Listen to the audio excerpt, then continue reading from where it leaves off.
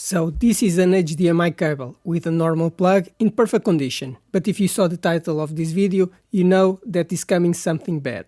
Because this is an HDMI cable that was connected to a television, but the client said it stopped working connected to the television, and he doesn't know why. So when checking the problem, can you understand why the image on the television stopped working? Can you see why? Why did it stop working? Ha! I have an idea. Is that the HDMI connector on the plug is almost 90 degrees, when it should come out straight from the plug.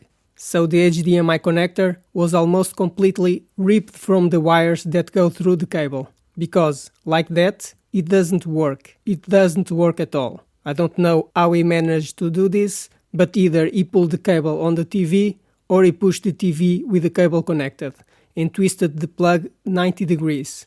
And it's not easy to do. There are HDMI cables that allow you to rotate the connector, but this is not the case. This is a Lindy HDMI cable. The tip is not metallic, but it's a very rigid plastic. And it took a lot of force to do this. Subscribe to the channel to discover more of these gems people do to technology.